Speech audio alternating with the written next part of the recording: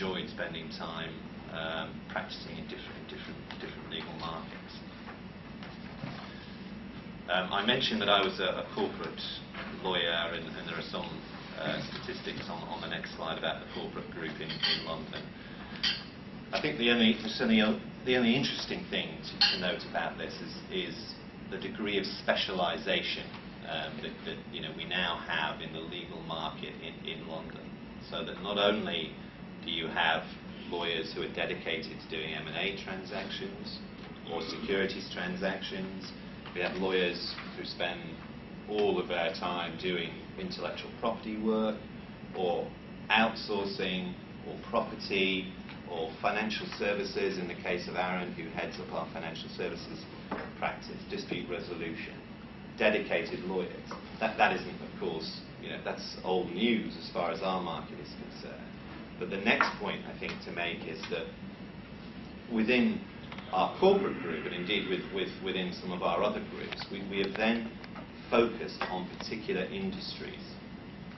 And my own group in the corporate department focuses upon the technology industry, which will, I think, appeal to many of you around the table because of India's involvement in technology, telecommunications and media. So we have a number of corporate lawyers in my group, 20 lawyers, who really are focused on executing transactions in that industry sector. Now, we don't always achieve that, but what we would say is that we have gained some knowledge of the industry, which helps us better serve the clients, and we've gained some knowledge of the types of legal issue, which are not necessarily corporate legal issues that are commonplace in the industry, such as IP issues, obviously.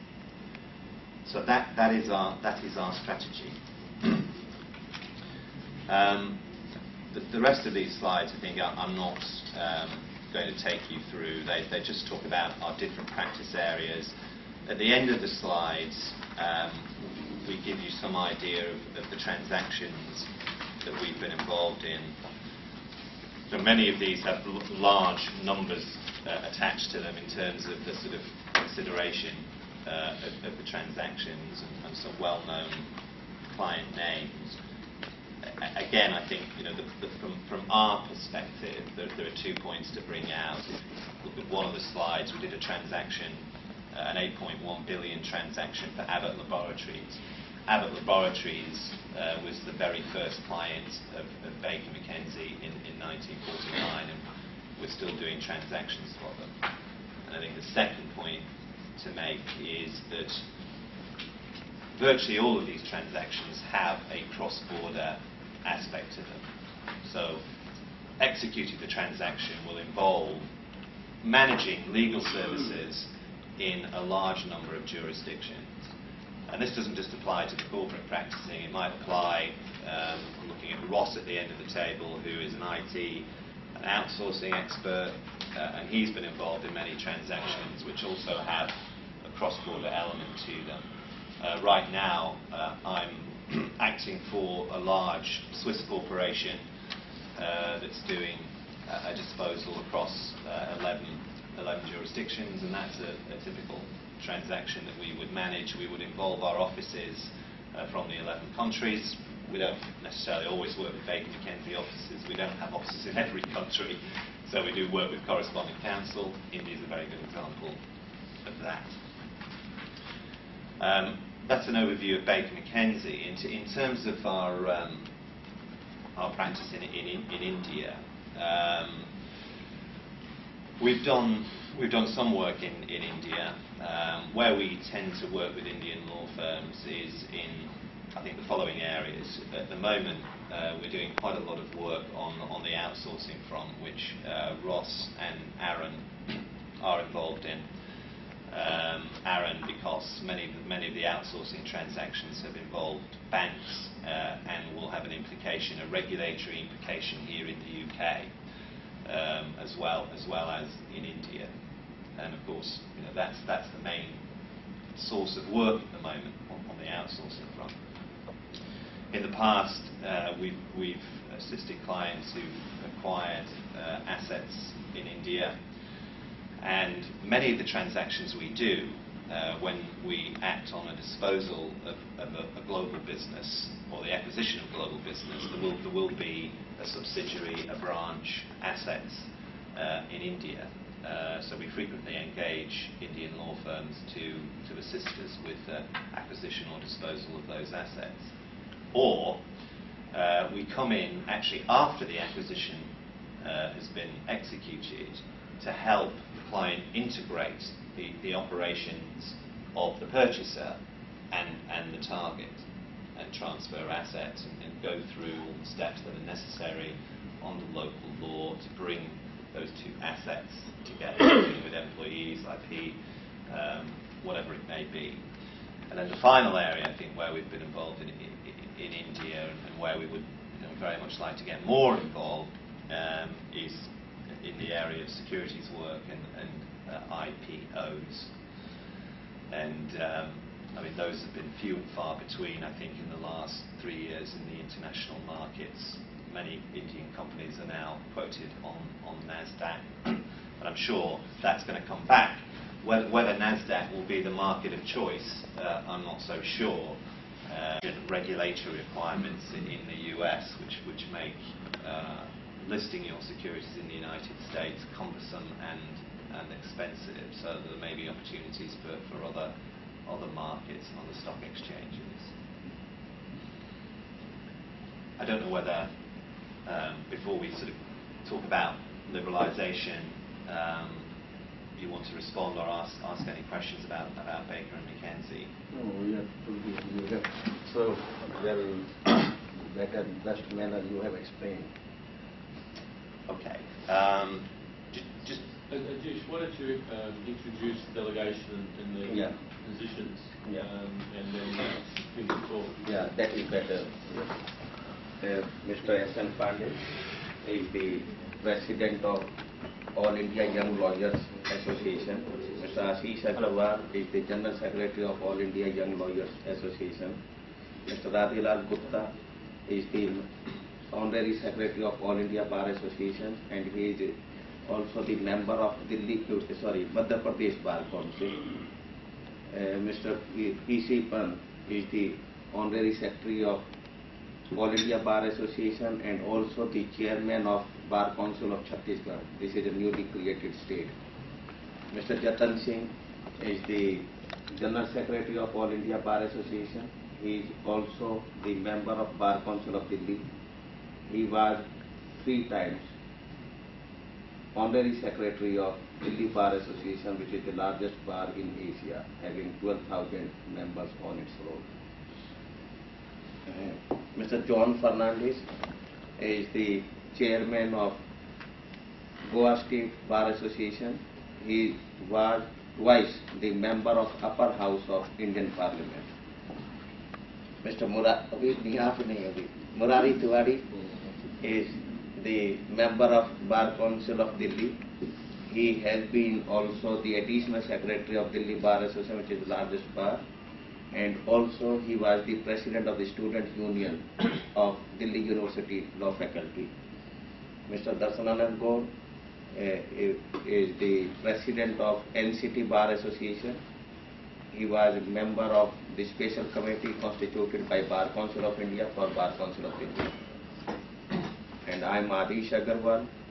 I am the Chairman of All India Bar Association. I am the former Vice Chairman of Bar Council of India. I am representing Government of India in Supreme Court and High Court for the last, since 1986 as a senior counsel. This is the 8th government I am representing, and I have authored many books. You may outlast a few more.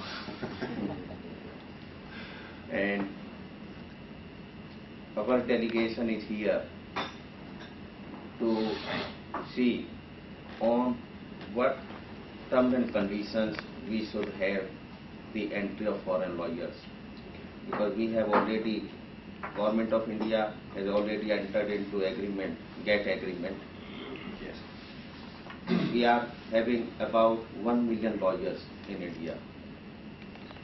Basically, the Indian lawyers were opposed to the entry of foreign lawyers, in the year 2000, we had rallies throughout India. In Delhi, lawyers opposite the Parliament House, lawyers were lathi charged, arrested. Even the then law minister had to resign on this issue, Mr. Ram Jethmalani, and he was shifted to other department. So then the president of the Law Society visited India. On 8th of December, we had the meeting with him, because the basic fear of the lawyers in India was that once the foreign lawyers will come, they will be in every court, irrespective of Supreme Court, irrespective of high courts, in every district court, every taluka court, and the local clients also will engage the foreign lawyers. This was the concept the Indian lawyers was having. So we told that this is the problem, and we, the elected representatives, have to move whatever electorates want. So we had discussion that ultimately, once the government of India had entered into agreement, we are bound. Now we have to see how we can save the interest of the legal fraternity of India, and that is the reason our delegation is here, to understand what the foreign lawyers want to do in India. And we had discussion with the Law Society, we had the discussion with the law firms, and we are of the view that it is in the interest of everyone that we should have the right to practice everywhere. Indian lawyers should have the right to practice in UK, USA, anywhere, wherever the clients want to engage. Likewise, the American lawyer or UK lawyer or from any part of the world should have the right to practice in India also. But we have to formulate the terms and conditions. We have different courses. Somewhere, some countries, after 12th class, you can get the law degree by attending the college for 2 years. Somewhere, after graduation, you have to undergo 3-year law course. Then there are different rules for enrollment. At this moment, we are not having any training program of the lawyers. But in UK, you have the training program. You can't straightway, after passing the law examination, you can't straightway go to the court. Yes. So all these factors we are assessing. But we are certain now, after talking, that if everyone is allowed to practice everywhere, then it will be for the betterment of the economy of the world. This will help, and I am thankful that the solicitors, big firms have brought investment in India. I know, we all know that once the client is having the right to engage their counsel of their own choice, then they will abide what is advised by their client. So once the UK investor is will engage you, and what you advise him, that you invest in this field, you invest in Delhi or in Mumbai or Chennai or in any other country, he will abide what you advise. So, but regarding entry of foreign lawyers, it will take time, because we are assessing here, we are thinking how it is possible, even if